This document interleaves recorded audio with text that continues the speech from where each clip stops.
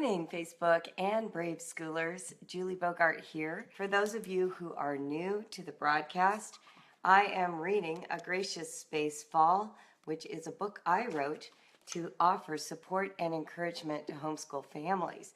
Friday was amazing. I really loved what happened on Friday. If you were not here Friday morning, go back and read, what day would it have been? Day 19. Go back and read day 19, Help is Near, and then go watch the video from the morning and the video from the late afternoon, because I came back and we did a check-in.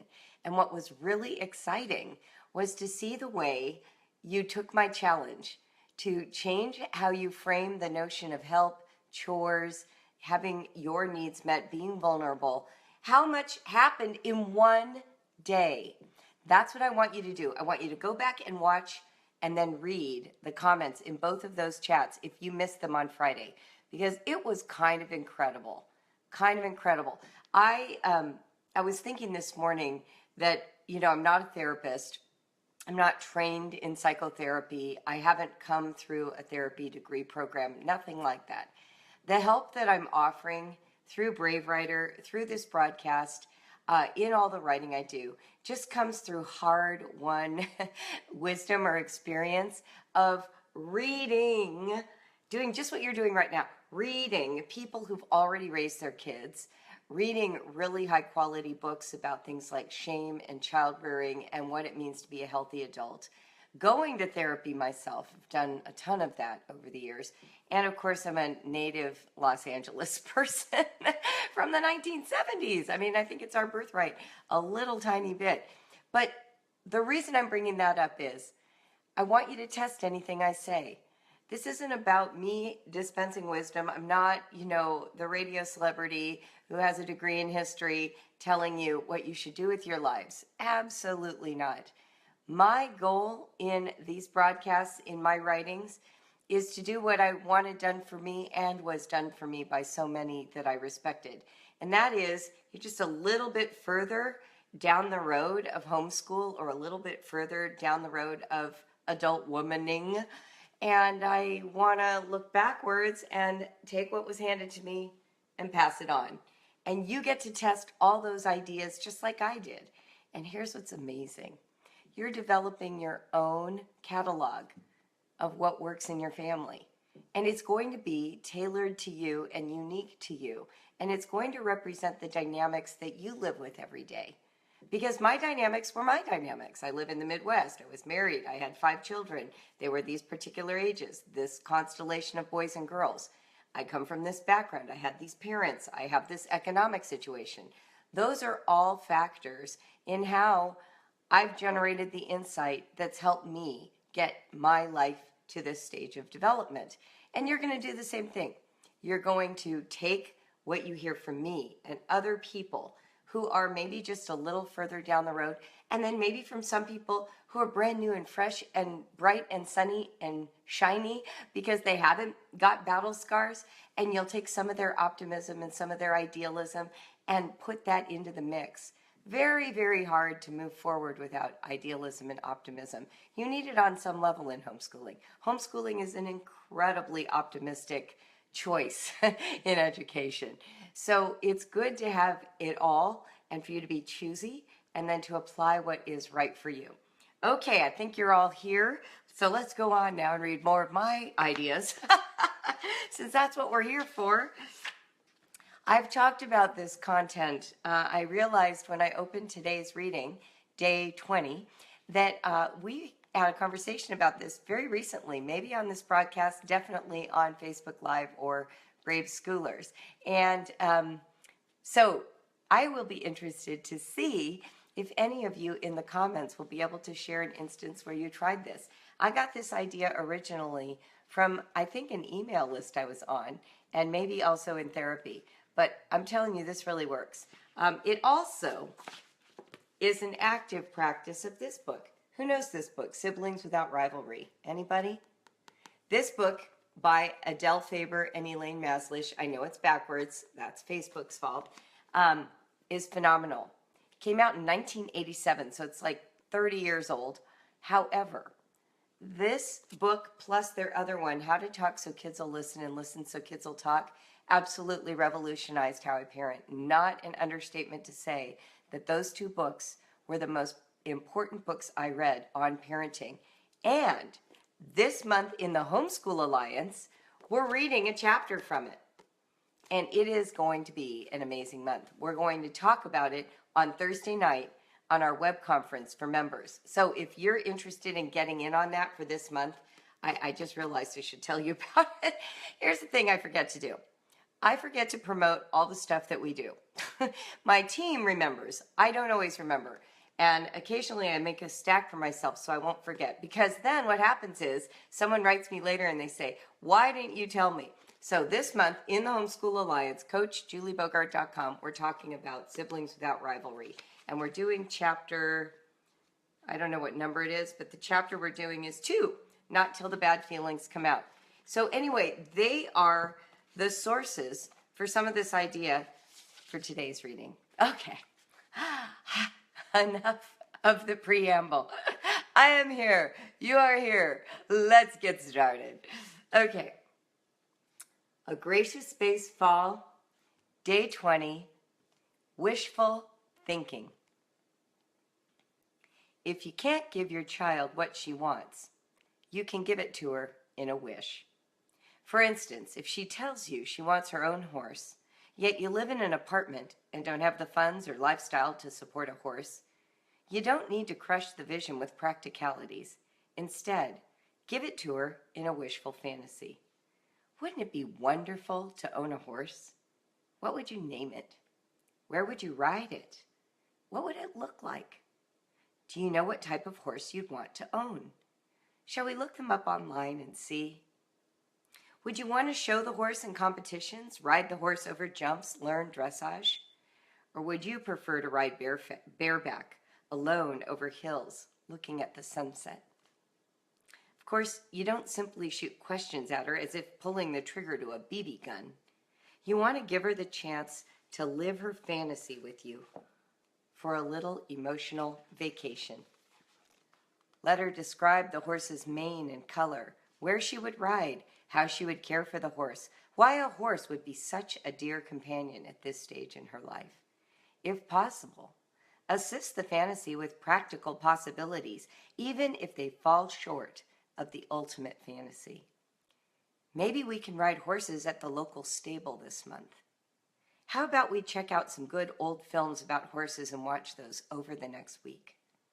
Let's pick a horse to follow in the upcoming series of horse races and get to know its life story. I know there's a saddle shop in town. Maybe we can go learn how they are made, feel the smooth leather with our hands, and ask about local horseback riding while we're there. I wonder if we can take a family vacation to a dude ranch one year. Our homeschool group may have a family with a horse we can visit. Let's ask. The thing about kids is that they enjoy possibilities far more than we do. They aren't jaded, haven't had their dreams dashed, don't manage the checkbook, and aren't limited in their energy. There's no need to smack down a dream before it has a chance to emerge. Give it some breathing room. Allow it to manifest in conversation, illustrations, reading, narration, writing, and play. Then, find the little pieces of the fantasy that you can provide and support, and find a way to incorporate these into your child's life. Sometimes magic happens, and the little bit of wind you blow into those sails leads to the bigger fulfillment of the bigger dream, too. Kids have a way of conjuring wonderfulness from nothing, which is one of the reasons we love having them in our lives. Wishful thinking is a gift, not a thing to be disparaged. Quote of the day. I've never thought to do this before, but I love the idea. Thank you. I do remember that my own mother used to respond to some of our over-the-top wishes with, "How many would you like?" That usually produced a laugh from me. Jordan Foley. Sustaining thought. While helping your child indulge in a bit of wishful thinking, how about giving in to some of your own? Possibilities drop into open spaces when we give our dreams space to grow and manifest. Now, here's one of the cool things about the horse idea. I wrote this chapter, or this essay, right after Humans of New York posted an amazing story. Now, if you are not yet following Brandon Stanton from Humans of New York on Facebook, the guy has millions of followers, so I expect that you all are. If you're not, go there, do that now. But he posts stories every single day of photographs of people he takes in New York, and he writes a little bit of their story so that we have this momentary connection. And sometimes the connection is with someone entirely different, a kid who's been living on the streets and is 22 and comes from a completely different background. Or it might be someone in their 80s who recently lost their spouse to cancer. There's such a wide range. But one of my favorite ones was the inspiration for this essay. There was a mom and a boy who live in Manhattan. And that little boy every day said that he wanted to own a horse. And she knew they lived in an apartment in Manhattan. They could not buy a horse, could not rent a stable. But she did not want to crush his dream. So they did all the things that you do to support the fantasy. Learned about horses, watched movies, whatever. But what she really helped him do, because he wanted it so badly, is he took all of his toys down to Central Park, laid out a blanket, and was selling them garage sale style on a blanket in Central Park to save money to buy a horse. I mean, can you believe this, Mom? He must have been 7 or 8, and she's sitting there, and he's got his prized little possessions for like 50 cents and $1, and he's going to put all this money towards getting a horse. Brandon was so impressed with this that he took their picture, featured it in Facebook, and then started a GoFundMe account to raise enough money to send this family to a dude ranch. They needed like $12,000. They raised something like $30,000. Sent the whole family to a dude ranch. Don't know what they did with the leftover money. But can you believe that? And all I could think was, this child's wish came true because a mother didn't dismiss it. Who knows what will happen when you give it a little bit of space to be imagined, to grow, and to come true. We had a similar experience in our family. I've shared it before. Jacob shared that he wanted to go to space camp. He got interested in astronomy. We bought him a telescope for his birthday. We went to the local observatory, and suddenly he learned that there was a space camp in Huntsville, Alabama, or somewhere down there. And we didn't have money for that. I couldn't afford the $850 plus the airfare. There was no way we could take him. If he was going to go, he'd have to go alone. That sounded terrifying to me. My kid, he was going to only be 11 years old when he went, or 12. But he was serious about it. So his father, John, said to him, "Jake, I think you could sell cookies and raise the money." And I was like in my head thinking, that is the dumbest thing I've ever heard. Sure, he'll be able to sell cookies one weekend, but he needs $1,000. How in the world is he going to sell enough cookies by the time he's that age? But, I zipped the lip, and I thought, well, he'll find out by selling cookies that it's not possible. Okay, if you've heard anything on these broadcasts, have you noticed how quickly I go to, oh, that's not possible? Because when you're the practical financial manager of the family, you are so likely to shut down dreams because it's not possible. It's not practical, right? So Jacob set up this whole program. He's going to go door to door in our neighborhood and see who would like him to bake cookies and deliver them on Sunday nights every week. And do you know, he instantly had, a pretty big roster of people, which meant making the cookies, right? Not an easy task. And of course, not all of them wanted to repeat, but his first time out, he had a whole bunch of people who wanted cookies and wanted to repeat. Over the course of the next 2 years, he had multiple people in our neighborhood. I think it whittled down to about 3 families that wanted cookies every week. And that was enough for like $80 or $100 a month. Then we went around to Walmart and Kroger and different companies and asked if he could sell his homemade cookies in front of their store. And they said yes.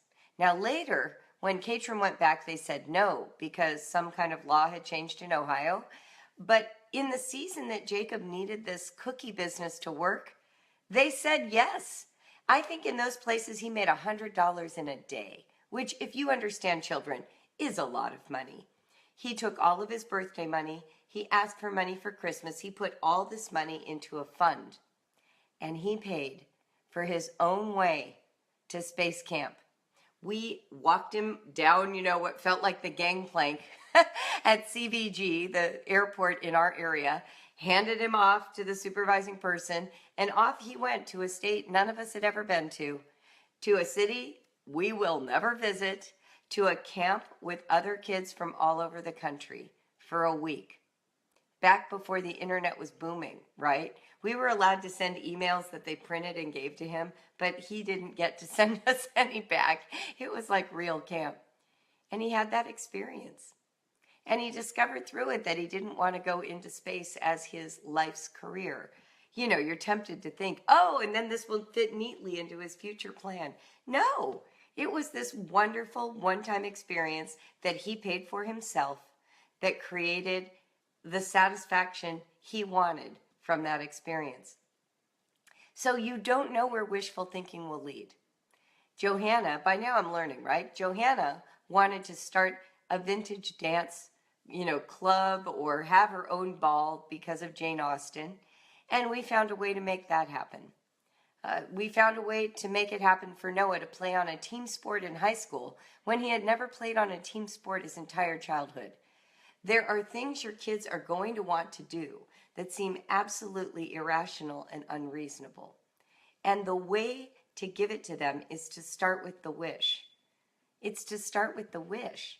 And sometimes it will peter out and it won't really amount to anything except a great DVD binge, a Netflix binge around that topic. Or it'll be something that they do for a little while, and then they will have fully sucked the marrow out of that thing and they will be ready to do the next thing. But what's really cool? When your kids know that that's what life is, they actually become brave. And they do things you maybe would never have imagined for yourself when you were their ages. For instance, my aunt, Siobhan, she went on an exchange student program to Rome when she was in college in the 1970s. I was 13, she was in college. Her vision to go live abroad and learn Italian made me say to myself, when I go to college, I'm going to study abroad for a year. And that experience led me to wanting to work abroad and live abroad, which led to marrying someone who had the same values, which led to talking about living abroad and studying abroad with our children and going to the Peace Corps and making use of your life in a meaningful way. Well, what's happened now? Now we have children who've all lived abroad or studied abroad or traveled abroad. I have Johanna, who isn't just going to the Peace Corps. She's basically created her own Peace Corps experience. She's lived in 7 countries this year. She's mastered Spanish. She took up surf lessons. She's run hostels. She's served meals to people in hostels in foreign countries in exchange for payment, so she doesn't have to pay for living there. She's found a way to have a career while she's living abroad. This is what happens. The snowball runs downhill. You create space for wishful thinking, and your kids are going to take it where you didn't even know to go. So don't disparage the days of small beginnings. Don't despise them. Stay open-minded. Give them a little bit and see where it goes. Some of them will fall flat on their faces. You will buy all the equipment to build the computer and your child just won't ever get it done. That's okay. That's totally okay. How many undone things do you have in your life? And some things are just for a season. I took guitar lessons for 3 years in my 30s, and I wrote 100 songs. And I played guitar with passion and love. It was one of my favorite things that I had never done as a child. And I gave it to myself in my 30s. I had always envisioned that it would be awesome to be a rock star. Secret. I really wanted to. I thought, oh my gosh, if I could play music and if my voice worked and if I was great at guitar, I would be awesome as a lead singer. But I don't have the voice and I don't have the skill, and it never was going to happen. So when I got to my 30s, I just decided to give myself that gift. We bought me a guitar, which was a huge adventure for my children. We went to all these different shops where they got to see how guitars are made from scratch. Then I had to buy a used one. I didn't have enough money. So then I went from place to place. I had advice from people who played guitar, and I had all this criteria on how to figure out which one was the best. I bought it, and then they watched me every day, painstakingly, 30 minutes in the morning, 30 minutes at night with, bedlam, because I had 5 children, learning to play. Then I wrote songs that were terrible, that had lyrics that rhymed, that were awful, that were so much fun for me. And I just played guitar while I homeschooled. And then I was done. I haven't picked it up in 20 years, but I loved it while I did it. Loved it while I did it. It was nourishing. It was fulfilling a dream I had from childhood. It was living out loud, a dream I had in front of my children. In fact, somebody emailed me yesterday. I hope you're watching because I'll just answer it right now. How do you lead an awesome adulthood when life is hard? When being an adult doesn't feel awesome? When you have pain? When you have hurt? When you've got dynamics in your life that are not happy? Well, that's when it's even more important. That's when it's more important. That's when indulging some of these wishes is even more important. That's not to say that you can do this at any point in your life or in any season, because some seasons are just not possible. Maybe chemotherapy is all you can handle. Maybe you've got a child that is newly born with Down syndrome and your whole life is learning how to be a mother of a Down syndrome child, right? These things take more than your ordinary struggle. These are extraordinary struggles. If you're going through a divorce or your husband just died, these are not times to indulge in kayaking. That's not what I'm talking about. I'm talking about giving yourself permission in the midst of hard life, low income, painful struggle in marriage, children who are underfoot and demanding, in-laws who aren't giving you a break, natural disaster that maybe has caused damage but hasn't wiped out your livelihood. Like within the ordinary pain, and there's a lot of pain in adulthood, within the ordinary pain, you can also be there for yourself and be there for your kids. When you introduce something like playing guitar, which had no value, no practical value to a life that has struggle, you actually are giving yourself a trap door, a way of escape, a little momentary vacation that you get to take during that 30 minutes a day. Does that make sense? Christy says she went to a flute concert last night and it made her want to get back to playing. It was awesome to share something I loved with my son. Exactly. And remember when you were a kid and your parents thought you could do anything and they gave you their money, their time, and their attention to do it? Well, now you have to be your own parent. You have to be your own best friend. You need to do it for yourself. And some of those loves from childhood can be resurrected in a meaningful way. If you were really into art, you can go back to sketching. You can sketch. I'm not talking about spending a lot of money or even a lot of time. 15-minute vacations, 15-minute emotional vacations can do so much for a challenging, demanding life that you're leading right now. Tina says, playing is fun.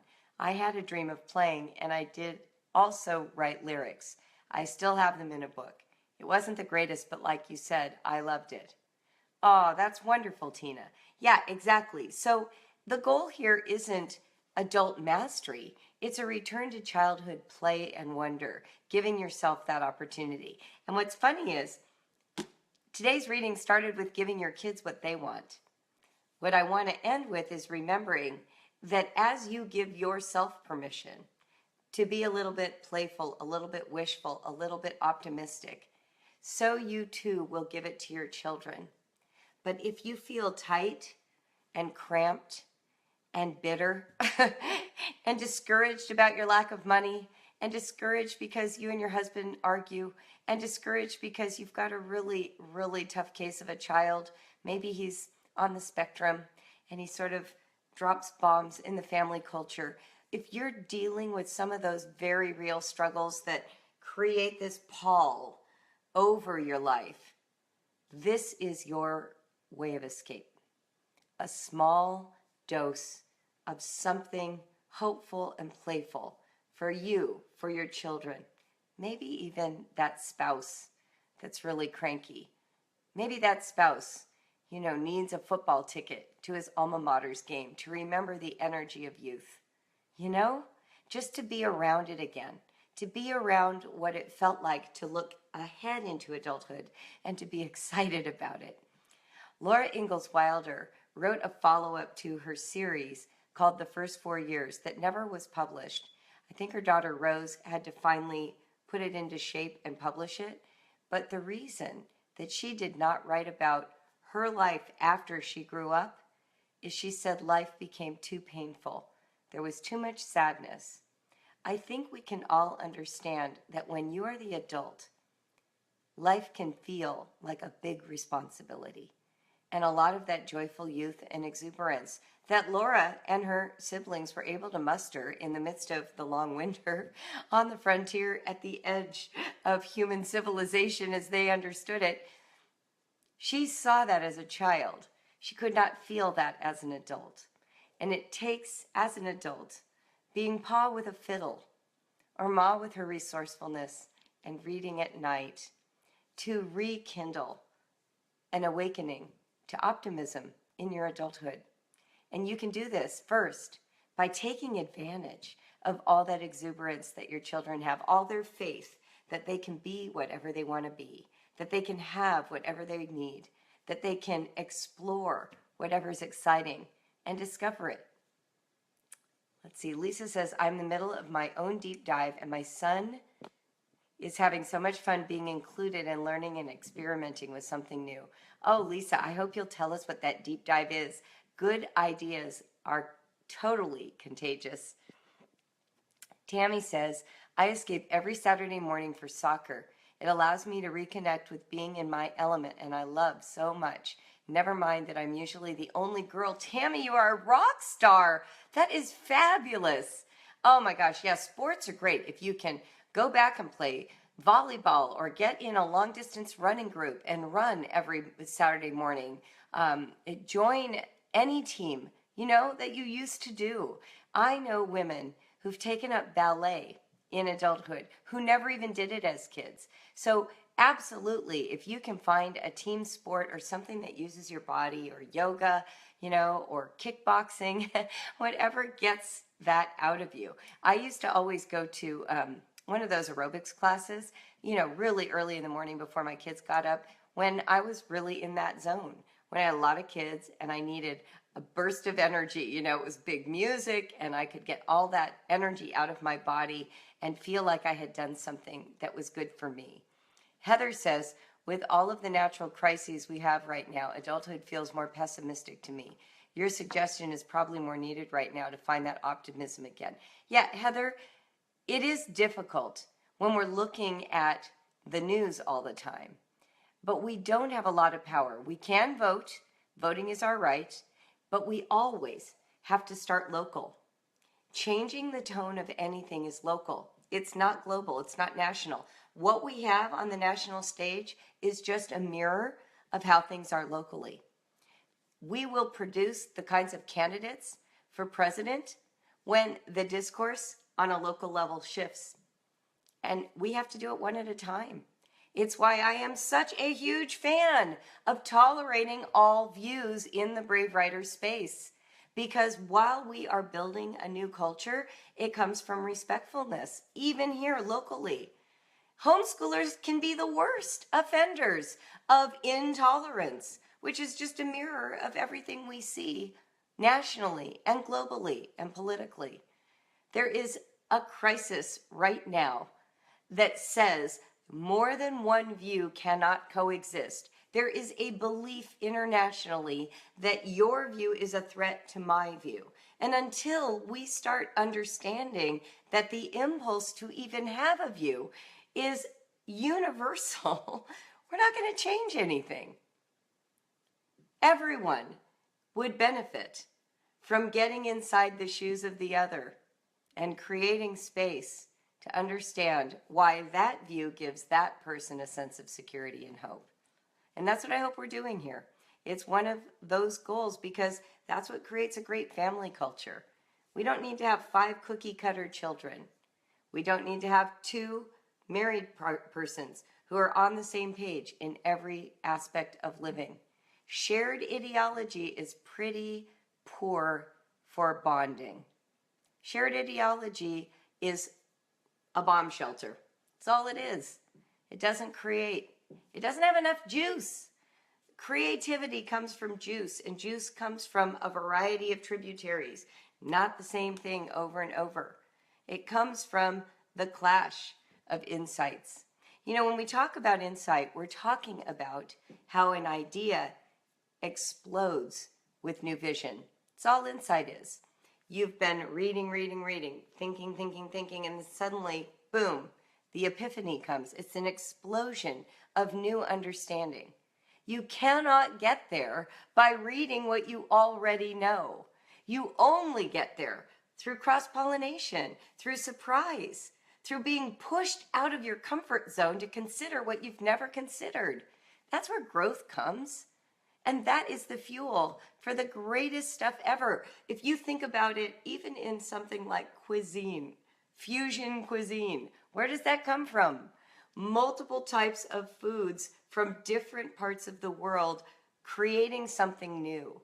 Creation is a new thing. It's not a rehash of the old thing. So if you are right now in a family system where it feels pessimistic and small and tight, bring something new in. Bring something new in. Go outside your familiarity. Get out of your comfort zone and add a new ingredient. And if you can't think of anything, trust me, your kids are inviting you every single day to do something that's new to you. It's just if you're very pessimistic and practical, you literally can't hear them. You cannot hear them because you're convinced that right now there's no energy for that. And what I'm here to tell you is, indulge it a little, the energy will come and it will, boom, open up the family. It will give you new ways of relating to each other, of looking forward to tomorrow, of having an experience that is not pessimistic and negative. Best political soapbox online right now, Carol. It's really hard not to. But the thing of it is, you should know this. I've been incredibly ideological over the years. I have believed that if I could just get the right set of precepts and follow them faithfully, I would be protected from disaster. And guess what? Disaster came for me anyway. It's going to come for you too because you're a human being. Nobody skates through without disease, trauma, crisis, pain, abuse. These are coming for all of us. And if all we're doing is clinging to this one set of precepts as though they're the only thing that'll protect us, and then that gets failed, that hits disaster, now what have you got? You've just got despair. You've just got despair. So the admonition this morning is to give yourself permission to look around the corner, to get an insight from a place you don't normally get it, to be open-minded about what someone else is doing that gives them joy instead of judging it so quickly. You know, let's say, I'm just going to go to a totally bizarre place. Let's say you have just gotten the worst news of your life. You've got cancer, and you know everything has to change. And so right now, you've got children who have all these dreams, and all you can think about is the cancer. And you've got to deal with the cancer. This is not something you ignore. This is something where now you're going to become an expert on medical terminology you never paid attention to before. And let's just say your friend down the street who was a homeschooler comes to you and says, well, you have to keep homeschooling. You have to, because homeschool is the only way that your kids will stay close to you during this treatment. And inside, all you can think about is, I don't have it. I don't have what it takes. And then you talk to your friend who's nearby, and she's gone through cancer and her kids were in school. And she starts telling you how awesome it was to know every morning her kids left and she could fall apart and she could be alone before they came home during the day. And that suddenly sounds good to you? Well, guess what? You get to try that if you want. Okay?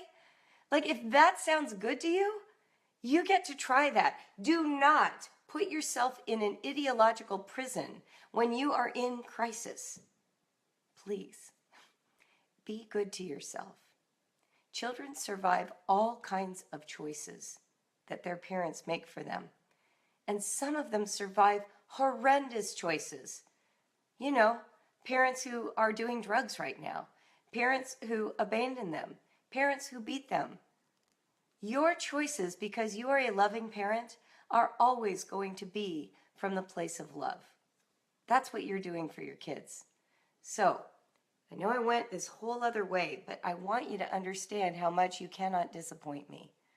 There is no right way to do this. If you came to me and said, this system that is not yours, Julie, worked for me and my family right now, I'd say, tell me what you get out of it, because I'll be curious about what you learned from that I don't know yet. Because I want to learn. Because I keep finding insight in the strangest places. I keep widening the circle of what I read. That's how I've grown, and it works for me. I hope that you get something out of that. Live honestly, write bravely, wish optimistically. I will see you tomorrow at 7. Mwah.